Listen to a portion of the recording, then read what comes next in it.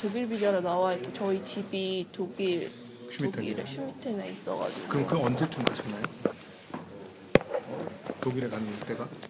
2주 전. 근데 저는 쇼핑은 안 갔습니다. 데이빗을 만난 지가 한 달이 넘었어요. 삼성이 사실 차랑 말이랑 그런 거 다 가지고 가신다고 해서 알았다라고 말하고, 저는 지금 제 말, 어린 말들이랑 한국에서 갖고 온 말 한 필 남았거든요. 사실 저는 말도 그만 탄다는 얘기를 계속 드렸었거든요. 자, 고객님, 예. 지금 아마 지금 말도 그만 탄다 그러고, 삼성이 뭐 그동안 줬다는 말도 다 가져갔다고 그러고. 자, 이거 그렇다면 이걸 뭐 어떻게 봐야 됩니까, 이제? 저는 정유라 씨가 진짜 말을 타고 싶지가 않은 것 같아요. 네, 이제 어렸을 때는 부모 뭐 어떤 강요랄까, 뭐 부모 권유에서 말을 네. 탔고, 그것에 의해서 이제 뭐 아시안 게임에서 금메달까지 땄지만, 네.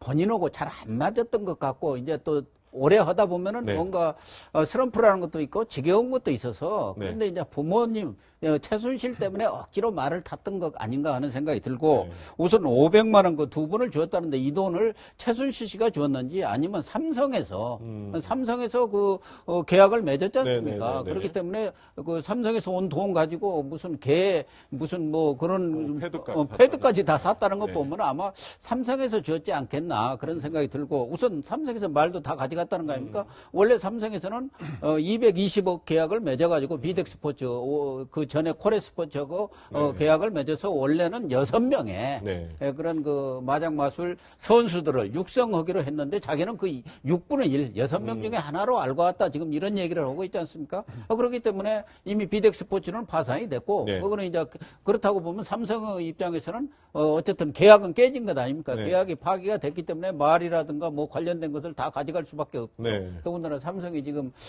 최순실 때문에 곤에 몰리고 있는 상황에서 네. 연결을 끊기 위해서 다 이것은 뭐 계약 관계의 문제이지 네. 특별히 그쪽만 지원했지 않았다는 것을 뭐 과시한달까 그런 것을 나타내기 위해서라도 뭐 전부 가져간 것 같습니다.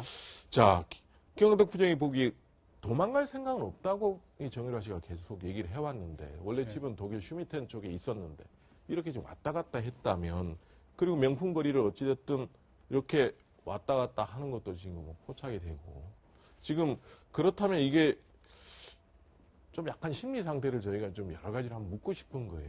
예. 근데 분명한 거는 도피 의지가 있었다고 봐야죠. 의지가 있었다. 예, 왜 그러냐면 독일에 그러니까 두 가지죠. 이제 언론의 많은 추적에 있어서 힘든 것도 있지만 네. 한국의 검찰이라든가 특검의 조사를 가급적 좀 소낙비는 피하고 보자. 한국에서는 이제 그 여론이 굉장히 들끓 때 하면은 자기에 대해서 더욱 형량이 높아지거나 이럴 수가 있기 때문에 네. 어떤 이걸 좀 피하고 보자라고 하는 거를 한 전략적인 이러한 걸 짜고, 그래서 이 독일에 있으면 여러 가지 포위망이 압축이 되고, 그러니까 거기서도 보면 데마크에서도 데마크 제일 위에 가서 올보르라는 제일 위에 조그만 한 20만이 사는 도시에 가지 않았습니까? 저기에 이제 승마 훈련장이라고 하는 이런 인연이 있기는 있어서 네. 거기서 승마 훈련이라는 걸 핑계로 이제 거기에서 이제 있었던 것인데, 네. 가급적 이 특검 때까지는 오지 않으려고 생각했기 때문에 네. 이번에 이 지금 현재 좀 덴마크 경찰이 구금이 된 상황에서도 여러 가지로 지금 현재는 일단 핑계가 좀 자기 아들을 핑계를 대기도 하고 뭐 여러 가지 하지만 가급적 인도 이런 송환 거부 소송을 할 가능성도 있고, 네. 가급적 하여튼 요 핑계를 피하고 보자 이런 거를. 또 저는 그 아까 처음에부터 이제 어머니 최순실하고 사이가 안 좋았다고 이야기했지만 네. 이미 작년에 사진에서 보면은 같이 그 가족들하고 그 어디 이제 호텔 그거를 사가지고 기념으로 한 사진을 보면 아주 다정하게 나오지 않았습니까? 네. 그게 이제 관계가 회복됐는데 아마 최순실 씨가 귀국하기 전에 아마 말을 확실히 맞췄을 겁니다. 네. 뭐냐면, 이화여대 입학하고 그 다음에 삼성의 이 지원에 대해서는 내가 다 한 거를 전혀 모른다고 해라. 네. 내가 알아서 할 테니까. 그래서 알아서 하고 하는 그런 거를 맡아서, 그 다음 또 중간에 지금 10월 말에 귀국했기 때문에 그 사이에는 이경재 변호사가 계속 법률적인 저런 조언을 분명히 했을 거로 보입니다. 네. 자, 아까 조금 전에 우리가 관련 리포트를 한번 봤는데, 그 중에 보면 유독 고양이와 강아지가 계속 왔다 갔다 했습니다. 정유라 씨 한번 얘기를 들어보겠습니다. 남편이 집에를 갔어요. 한국에를 돌아갔어요. 제가 막 엄청 예뻐하던 고양이가 죽어서 펠리스 그런 것 때문에 한참 방황을 할 때 제가 말을 안 탄다고 계속 말씀을 계속 드렸었어요. 자, 정호 의원님. 지금 자기가 슬펐던 건 지금 자기의 고양이가 죽었을 때라고 분명히 얘기를 했습니다. 참. 글쎄 고양이 죽은 거를 지금도 울먹이면서 이야기를 네. 하는 사람이 어떻게 자기 모친에 대해서는 한마디도 안 하는지 저는 네. 아직도 좀 그 심리 상태에 대해서 우리가 좀 분석을 해야 할 필요가 있고 또 말하는 거 보면은 굉장히 차분하고 아들에 대한 모성이 굉장히 크고 또 어떻게 보면은 저런 걸 보면서 이제 그 어른들은 좀 안 됐다라고 생각하시는 분들도 있는데 저 모습만 보면은 그 SNS 상에 그 부모도 능력이야 그러면서 온갖 막말과 그렇죠. 욕설, 특히 자기 어머니에 대해서도 거의 욕설에 가까운 말을 했다라는 걸 아마 상상을 못할 것 같습니다. 그러니까 네. 어떻게 보면은 뭐 이거를 그 여성이기 때문에라기보다는 어떤 그 여성들이 가지고 있는 장점이자 단점 중에 아주 다차원적인 그런 심리적 속성이 있거든요. 네, 네. 그런 단면을 지금 그 최순실 그리고 정유라가 같이 보여주는 게 아닌가라는 생각을 하면서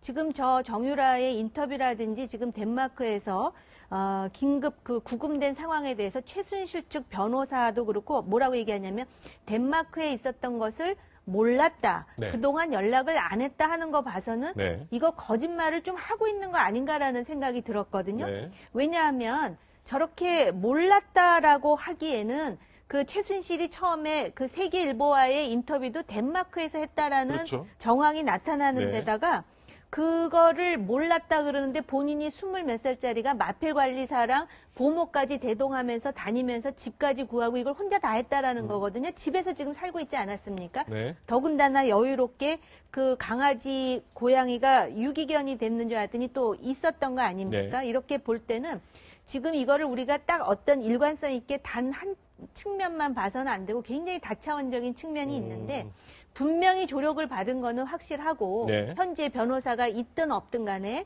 그러나 그 심리적으로 볼 때 그 자기 엄마와의 관계가 굉장히 그 정상적이지는 않은 관계이다라는 것 그런 부분하고 또 어떻게 해서든지 이제 그 송환시키기 위해서는 자진 귀국을 유도하는 게 좋은데 과연 자진 귀국을 어떻게 유도하여 유의미한 증언을 이끌어낼 것인가 이건 이제 특검의 과제일 것 같습니다. 자, 정유라 씨가 이렇게 기자들과 만나서 스스럼없이 얘기를 했습니다. 그렇지만 이와에 대해 본인의 학교 성적, 특혜 심의나 이런 부분에 대해서는 명확히 선을 긋고 있었습니다.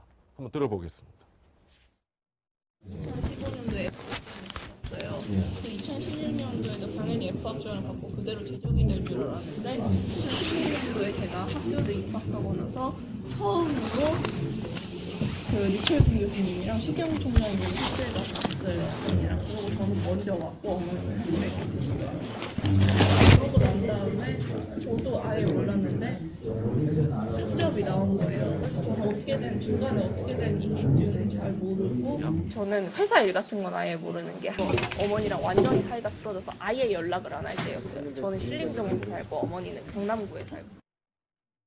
자, 저렇게 다 부인하면 물론 그럴 수 있죠. 자, 어머니가 다 했다. 나는 모르겠다. 그럴 수 있어요. 그런데 이게 당장 이 국내에 만약에 송환이 되면 저 문제가 특검에서 가장 중요한 정유라 씨 관련된 쟁점이니까. 결국 지금 전략은 기본적으로 모르스의 전략. 네. 결국 모든 것을 엄마한테 다 밀어버리는 그런 전략인 것 같은데, 네. 지난 10월 30일 날 그 엄마인 최순실 씨가 한국에 들어오기 전에 네. 이 부분에 대해서 나름대로 이미 그때 이 부분이 문제가 됐었습니다. 네. 나름대로 기본적인 입장을 정리해놨을 가능성이 상당히 크고, 네. 또 이 부분과 관련해서 또 체포됐을 때 어떻게 할지에 대해서 한국에 있는 변호사 내지는 지금 독일 같은 경우에는 독일에 있는 변호사와도 이미 그 선임을 해서 있다고 했기 때문에 사실 관계와 법률 관계에 대해서 상당 부분 조언을 받았을 가능성이 상당히 크다 이렇게 네. 보이는 것 같은데요. 실제로 이 부분 같은 경우에 본인은 입학했는 과정에서도 아무것도 모르고 학사 관련해서는 계속 F가 나왔고 했기 때문에 나는 그냥 당연히 학교에서 아웃되는 줄 한마디로 본인은 자퇴되는 줄 알았다라고 했는데 네.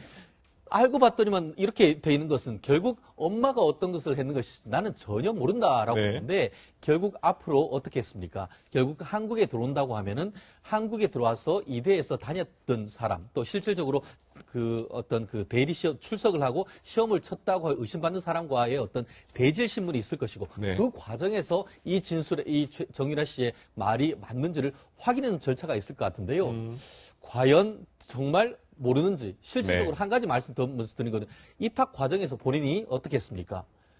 일단- 아시안 게임 금메달 드려도 되겠습니까? 네. 본인이 그걸 그냥 했겠습니까? 엄마로부터 분명히 그거 해라라고 지시를 네. 받았을 가능성이 크기 네. 때문에 그런 부분을 하나하나 짚고 넘어간다고 하면은 모르쇠를 충분히 극복할 여지도 있다 봅니다. 자, 정유라 씨가 이렇게 덴마크에 체포되면 국내 송환 절차가 이렇게 주목을 받습니다.